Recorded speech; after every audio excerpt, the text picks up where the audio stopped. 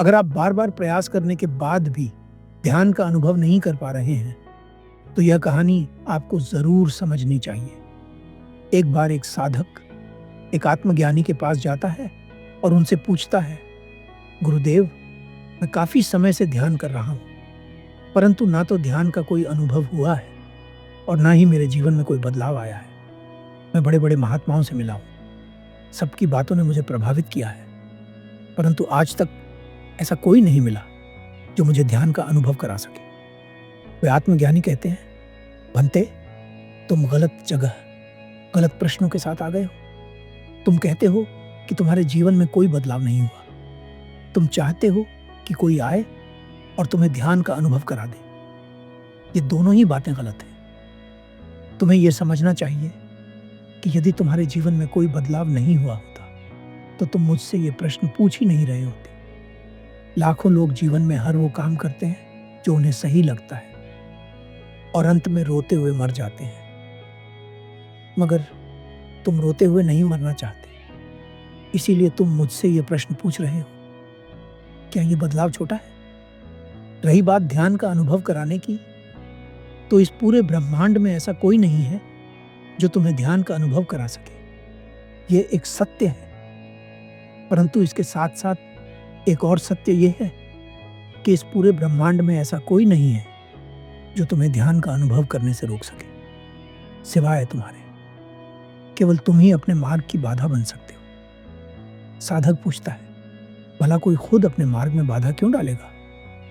वे आत्मज्ञानी कहते हैं, दो तरह के लोग ध्यान करना चाहते हैं। पहले वे जिन्होंने सुना है कि ध्यान करना अच्छा होता है, और दूसरे वे जिन्होंने सब कुछ करके देख लिया है और अब केवल ध्यान ही उनका आखिरी विकल्प बचा है। साधक कहता है, कृपा कर विस्तार से समझाइए। आत्मज्ञानी कहते हैं, मैं तुम्हें अपनी कहानी सुनाता हूँ।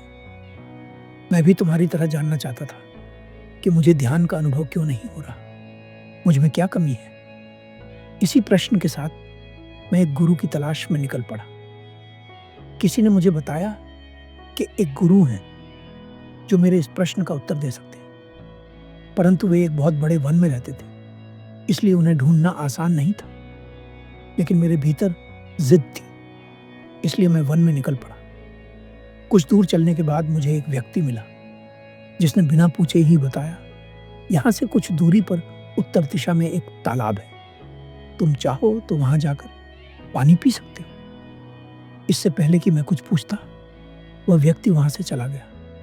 क्योंकि मुझे प्यास नहीं लग रही थी, इसलिए मैंने उसकी बात पर ध्यान नहीं दिया और अपने मार्ग पर आगे बढ़ गया। वन में कुछ दूर और चलने के बाद मुझे एक कुटिया नजर आई। मैं बहुत खुश हुआ, क्योंकि मुझे लगा कि शायद वही गुरु यहाँ रहते हैं।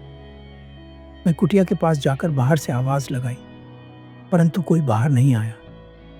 फिर मैंने भीतर जाकर देखा, पर वहां भी कोई नहीं था। मैंने आसपास तलाश की, लेकिन कोई दिखाई नहीं दिया। तभी मुझे वही व्यक्ति फिर दिखा जो मुझे वन के आरंभ में मिला था। इस बार मुझे बहुत तेज प्यास लग रही थी। मैं उसके पास गया और पूछा, क्या तुम्हारे पास पानी है? उसने कहा, नहीं। मैंने पूछा, मुझे पानी कहाँ मिलेगा? उसने कहा, पक्का तो नहीं पता, लेकिन शायद पूर्व दिशा में हो सकता है। मैं उसकी बात मानकर पूर्व दिशा की ओर चल पड़ा। बहुत दूर चलने के बाद भी पानी नहीं मिला, पर मैंने हार नहीं मानी। कई जानवरों से बचते बचाते अंत में मुझे एक झरना मिला। मैंने जी भरकर पानी पिया और फिर वापस कुटिया की ओर लौट आया। जब मैं कुटिया पहुंचा तो देखा वही व्यक्ति वहां बैठा हुआ था। मैंने उससे पूछा, भंते, क्या आप बता सकते हैं कि वह गुरु कहाँ मिलेंगे जिनकी ये कुटिया है? उसने कहा, मैं ही हूं जिसे तुम खोज। मैंने कहा, गुरुदेव, मैं बहुत परेशान हूं। मैं एक प्रश्न का उत्तर चाहता हूं, क्या आप मुझे उत्तर देंगे? उन्होंने कहा, अवश्य। मैंने पूछा, गुरुदेव, क्या अंतर है उस व्यक्ति में जो आत्मज्ञान को प्राप्त कर लेता है और उस व्यक्ति में जो नहीं करता? गुरु ने कहा, वही अंतर है जो प्यास के साथ पानी खोजने और प्यास के बिना पानी खोजने में है। पहली बार जब तुम मुझे मिले थे तो मैंने बताया था कि पानी कहाँ मिलेगा, लेकिन तुमने मेरी बात पर ध्यान नहीं दिया, क्योंकि तुम्हें प्यास नहीं लगी थी। पर दूसरी बार जब मिले तब तुम्हारे भीतर प्यास थी। मैंने तुम्हें जानबूझकर गलत दिशा दी, फिर भी तुमने पानी खोज लिया। ध्यान भी ऐसा ही है। अगर तुम्हारे भीतर सच में खुद को जानने की प्यास है तो कोई तुम्हें कितना भी गलत रास्ता क्यों ना बताए, तुम रास्ता खोज ही लोगे।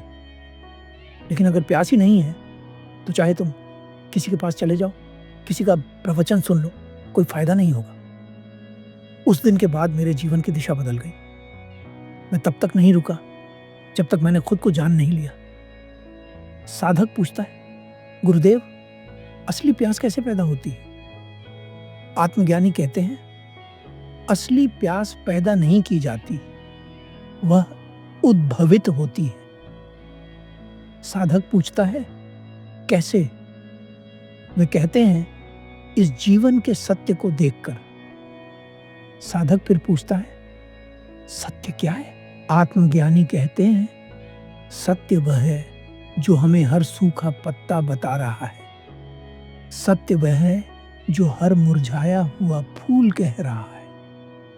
सत्य वह है जो चेहरे पर पड़ी झुर्रियां बता रही हैं। सत्य वह है जिसे हम देख तो रहे हैं पर देखना नहीं चाहते। आत्मज्ञान के बाद बुद्ध लगातार यह प्रयास करते रहे कि वे अपनी शिक्षाओं को लोगों तक पहुंचा सकें।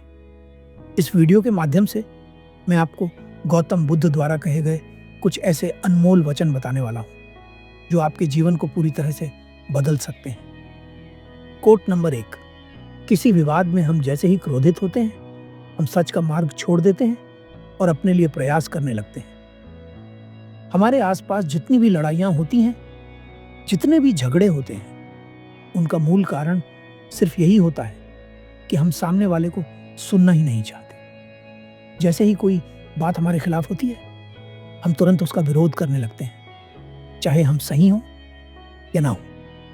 कोट नंबर 2, किसी जंगली जानवर की अपेक्षा एक कपटी और दुष्ट मित्र से अधिक डरना चाहिए, क्योंकि जानवर तो सिर्फ आपके शरीर को नुकसान पहुंचा सकता है, पर एक बुरा मित्र आपकी बुद्धि को नुकसान पहुंचा सकता है। कोट नंबर 3, आपके पास जो कुछ भी है उसे बढ़ा चढ़ाकर मत बताइए और न ही दूसरों से ईर्ष्या कीजिए।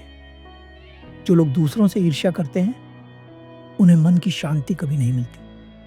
बुद्ध के इस कथन को सुनने के बाद आपके मन में यह विचार आ सकता है कि हम तो चाहते हैं अपने मन से दूसरों के लिए ईर्ष्या को खत्म करना, पर हम कर नहीं पाते।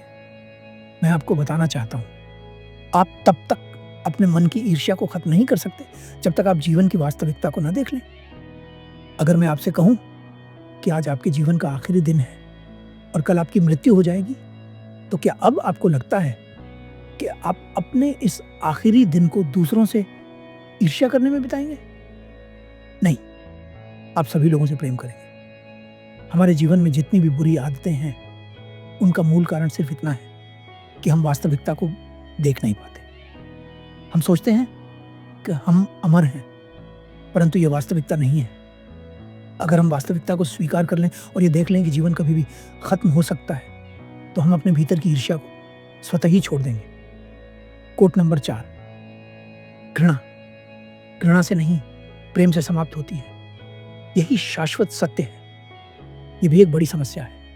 लोग सोचते हैं कि जिनसे हम नफरत करते हैं, भला उनसे प्रेम कैसे कर सकते हैं। मैं आपको बताना चाहता हूं, बुद्ध यहां पर आपसे जबरदस्ती प्रेम करने को नहीं कह रहे, क्योंकि प्रेम जबरदस्ती किया ही नहीं जा सकता। बुद्ध कह रहे हैं कि जीवन में एक ऐसी स्थिति आती है जिसे पाने के बाद आप चाहकर भी अपने आप को दूसरों से प्रेम करने से नहीं रोक सकते। कोट नंबर 5, बिना सेहत के जीवन नहीं, बस पीड़ा की एक स्थिति है और मौत की एक छवि है। जो सुंदर और स्वस्थ शरीर हमें जन्म से ही मिला हुआ है, अगर हम उसका ठीक से ख्याल नहीं रख पाते तो हम यहीं इसी धरती पर नर्क भोगते हैं। हम पूछते हैं ना, मरने के बाद किसे नर्क मिलता है और किसे स्वर्ग? मैं आपको बताना चाहता हूं, जीते जी ही आप नर्क और स्वर्ग दोनों देख सकते हैं। अगर आप स्वयं को स्वस्थ रख सकते हैं तो आप स्वर्ग को भोग सकते हैं, और अगर आप अपने आप को पीड़ित बनाए रखते हैं तो यहीं आप नर्क देखेंगे। कोट नंबर 6, हर चीज पर संदेह करो, क्योंकि संदेह ही वह रोशनी है जो अंधेरे को काट सकती है। जब आप संदेह करते हैं तो आप खुद खोजते हैं, और जब आप खुद खोजते हैं तो खुद ही पाते हैं। किसी दूसरे के बताए पर विश्वास न करें। सत्य के मार्ग पर चलने वाले व्यक्ति केवल 2 ही गलतियां कर सकते हैं। पहली, या तो वह पूरा रास्ता तय नहीं करेगा, दूसरी, वह चलना ही शुरू नहीं करेगा। कोट नंबर 7, मन और शरीर दोनों के लिए स्वास्थ्य का रहस्य है। न अतीत पर शोक करो, न भविष्य की चिंता, बल्कि बुद्धिमानी से वर्तमान में जियो। अगर आप वास्तव में स्वयं से प्रेम करते हैं तो आप कभी भी किसी को ठेस नहीं पहुंचा सकते। जो आप सोचते हैं वही आप बन जाते हैं।